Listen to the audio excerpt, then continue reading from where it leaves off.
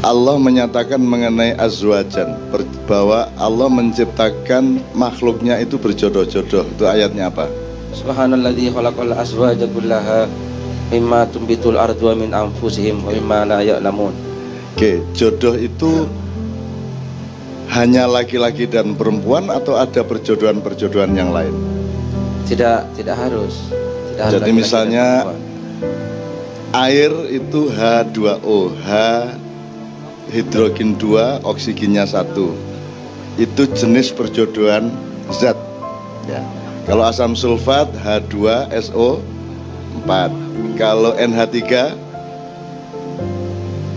natrium 1, hidrogen 3. Ambune gak enak. Nah, Pak Esa malam hari ini diperjodohkan oleh Allah di dalam kemesraan aransemen cinta dan musikal yang luar biasa, direstui Allah langsung. Anda pikir gampang? Kalau tidak dijodohkan Allah emang gampang. Semua orang yang nyanyi itu yang bunyi dulu musiknya untuk menentukan kunci nadanya, ya toh? Baru yang nyanyi ikut atau disepakati dulu. Pak Esa nyanyi, tidak ada rundingan dulu. Pokoknya dia bersuara begitu saja, dan ternyata tidak ada masalah bagi Kiai Kanjeng untuk memasukinya, karena memang Allah sudah menjodohkan mereka. Kan begitu. Dan yang dijodohkan Allah adalah orang yang ikhlas dengan ikhlas. Ya, Pak Muzamil, ada kalimat Allah yang negasinya az-zaniyatu la yankihuha illa zanin. Oke. Kalau orang-orang yang penyelingkuh, dia tidak akan kawin dengan siapapun kecuali juga dengan penyelingkuh. Tapi orang-orang yang ikhlas pasti akan berjodoh dengan orang-orang yang ikhlas. Dan pada malam hari ini semua sampai yang ke belakang, sing ketok gak ketok, sing ning kono-kono, ning wit-witan, ning buk-buk, ning tembok-tembok, semua adalah orang-orang yang ikhlas pada malam hari ini. Dan kita akan diperjodohkan oleh Allah Subhanahu wa Ta'ala tidak hanya di dunia tapi juga di kampung halaman asli kita kelak, yaitu surga, Jannatun Naim. Khalidina fiha abada. Coba tak tanya, Anda ini makhluk penduduk bumi yang sedang berjuang mencari surga, ataukah Anda ini penduduk surga yang sedang outbound di bumi? Outbound itu wong Jawa ngarani piye? Mampir ngombe, urip ning mampir ngombe. Jadi ini bukan tempat kita membangun sesuatu yang permanen. Ya, kalau mau bangun infrastruktur surga. Gitu ya. Jadi kita ini penduduk surga karena Mbah Adam adalah penghuni surga, dan kita besok-besok akan menjadi penghuni surga. Dan sok pengajian ini meneh ya ning swarga ya.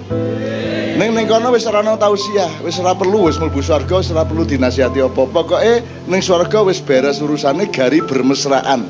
Tinggal bermesraan di surga gitu ya.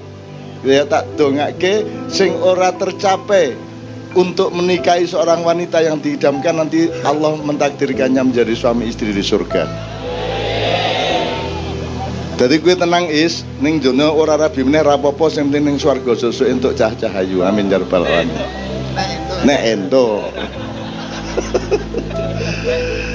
Oke, secara serius habis ini saya mohon kepada ketua MWCNO, karena saya punya saran begini. Ini kan ada tantangan-tantangan kepada Nahdliyin dan Nahdlatul Ulama yang hubungannya sama perbedaan faham terhadap Islam. Ya. Jadi sekarang ini umat NU sedang berhadapan dengan tafsir-tafsir baru mengenai banyak hal.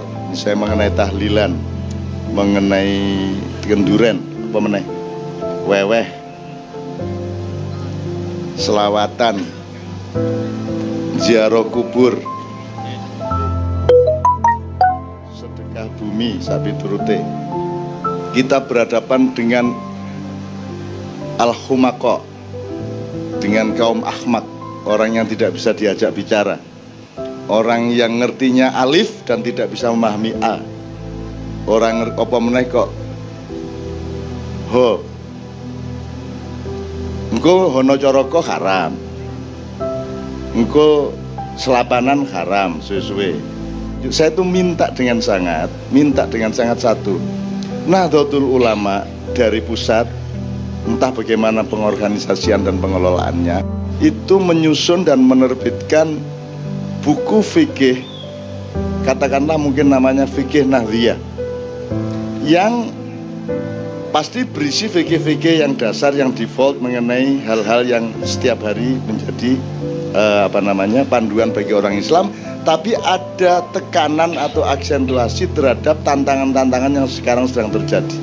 Jadi ada fatwa yang jelas mengenai ziarah kubur, ada fatwa yang jelas mengenai kenduri, ada fatwa yang jelas mengenai selawatan, musik, dan lain sebagainya. Panduan resmi dari Nahdlatul Ulama kalau ada, itu akan sangat bagus, sehingga kita tidak setiap kali buka meneh aku kudu njelaske meneh ibadah mahdhah begini, muamalah begitu, dan seterusnya. Kalau ada buku panduannya tinggal dicetak kembali, dibagi, dan itu sebenarnya tidak ada masalah dengan semua paham-paham baru itu kalau Nahdliyin sendiri punya pemahaman yang cetha mengenai Islam. Sebenarnya pertahanannya cuma itu, tidak usah marah kepada orangnya. Kalau orangnya punya pendapat kayak apapun, biar saja, asal Anda sendiri yakin dengan yang Anda pahami mengenai Islam. Gitu. Termasuk Kiai Kanjeng sejak tahun 90-an awal ya wis diharam-haram kayak gitu. Kita pernah pentas di Ancol ya diprotes karena haram. Karena menurut mereka musik itu haram. Jadi nganti saiki urung paham Kiai Kanjeng musik haram ki piye. Sing dimaksud musik ki apane? Unine, lagune. Nek lagune qiraah iki ya nganggo musik, ngimami ya nganggo musik, mosok ngimami. Mosok azan bunga-bunga Allahu Akbar. Ayo sholat. Enggak bisa, itu pun musik loh. Namanya rap itu. Allahu Akbar, Allahu Akbar. Ayo sholat, ayo falah. Itu ya musik. Dadi sing piye sing ora entuk iki nadane, nek nada ora entuk ngomong berarti banyak haramnya, mergo ngomong mesti nganggo nada. Piye le kabare, kan ada nadanya. Kalau orang Madura ndak rembek sampean. Ndak rembek cong, yang gitu kan, itu nada. Sing diharamke sing endi? Nek irama, bagaimana hidup tanpa irama? Bunyi, bagaimana hidup tanpa bunyi? Kan begitu. Jadi yang diharamkan adalah alatnya. Lalu terus untuk apa? Allah menciptakan benda, menciptakan kayu, menciptakan logam, kalau tidak untuk kita nikmati sepanjang tidak melanggar syariat Allah. Maka kita harus paham sing jenenge melanggar sing kepriye. Moga kita ulang satu lagi ya. Kita ulang satu tok aja. Islam itu terdiri dari 3,5% dari ayat Al-Quran yang namanya ibadah mahdhah. Yang 96,5% itu ayat-ayat yang menyangkut ibadah muamalah. Gitu aja gampangannya ya. Istilahnya boleh beda, tapi pokoknya mahdhah adalah yang oleh Allah diperintahkan langsung atau dilarang langsung. Kalau muamalah adalah inisiatif manusia untuk mendekat kepada Allah. Jadi kalau mahdhah itu dari langit ke bumi, kalau muamalah dari bumi ke langit, gitu ya. Nah, mahdhah itu iki mengbaleni lho, ya aku ora ceramah lho, iki mengbaleni pemahaman. Mahdhah iki pokoke ngene iki pedomane. Ojo, jangan melakukan apapun kecuali yang aku perintahkan. Ngono tok. Jadi kalau tidak diperintah Allah, tidak usah dilakukan. Jangan lakukan apapun kecuali yang diperintahkan oleh Allah Subhanahu Wa Taala melalui Rasulullah SAW. Kalau muamalah, lakukan apa saja. Apa wae sakarepmu asal tidak melanggar syariat Allah. Kan gitu. Jadi mancing untuk orang. Kanjeng Nabi tahu mancing orang. Neng mancing untuk orang. Ya kecuali mancing ning kolame tanggamu, kuwi sing salah udah mancinge ning panggonane kan gitu. Jadi lakukan apa saja asal tidak melanggar syariat Allah. Kan begitu.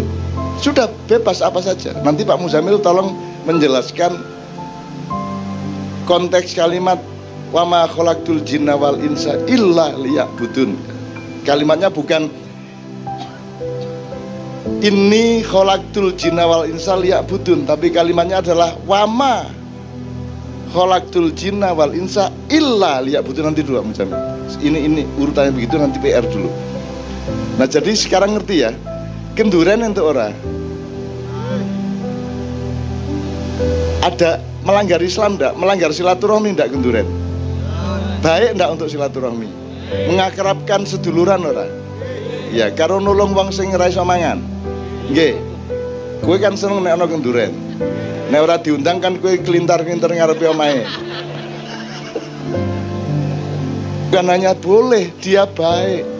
Yang tidak boleh adalah nek kowe nganak-nganakke. Jadi bukan Gendurennya yang ndak boleh nganak-nganakke. Wong kowe dhewe duwe utang oke kok ndak traktir wong oke kan begitu. Gitu loh. Jadi apalagi yang sholawat. Sholawat itu kan pernyataan cinta kepada Rasulullah, kan begitu. Nah kalau sholawat tidak boleh lah, kalau tahiyat kan nganggo sholawat. Tapi ya terus tahiyatnya dipotong gitu. Kenapa kita bersholawat? Karena Allah akan menjadi lebih dekat denganmu kalau engkau mencintai kekasihnya, kan begitu. Kalau kita berdoa kepada Allah langsung tanpa sholawat, berarti yang kita andalkan adalah diri kita sendiri. Saya tanya, bisa nggak dirimu diandalkan di depan Allah? Bisa nggak aku diandalkan di depan Allah? Tidak. Yang bisa diandalkan di depan Allah hanya Rasulullah SAW. Maka kalau kita merayu Allah, kita nyatakan cinta kita kepada kekasihnya, yaitu Rasulullah SAW. Maka doa kita akan menjadi lebih mudah untuk dikabulkan. Itu sebabnya kita bersolawat. Jadi sing dilarang piye nih? Ini pokoknya kita tegaskan sekali lagi ya. Angger jenengan ngerti masalah kan wis beres jane ora ono masalah. Karena Anda ini bertetangga dengan daerah-daerah yang ada gitu-gitu. Ya toh klebon-klebon sing ora lah kowe aja kupo, kowe wis ngerti kok. Apa meneh liyane ziarah kubur. Ziarah kubur ra entuk. Jare birrul walidain. Birrul walidain itu apa? Menghormati orang tua, bapakmu tok ya apa mbahmu juga. Buyut juga, canggah, mbah wareng, udeg-udeg, dubak bosok, apa menaliane, gantung siwur, sampai 18, itu semua walidain apa tidak? Semua adalah orang tua. Aku saiki takon, nek bapakmu wis ning kuburan, kowe sing duwe wong tua ora? Kuwi tetep wong tuamu dudu sing ning kuburan. Lah kowe kudu apik to karo wong tuamu. Kok parani? Kok ora entuk? Kok parani? Dudu kuburane, tapi hakikat bahwa kamu punya orang tua yang sekarang sedang mengalami transformasi jasad dia, di mana tulang belulangnya ada di dalam tanah, tapi hakikinya bapak, kakek, mbahmu itu tetap ada di dalam kehidupan.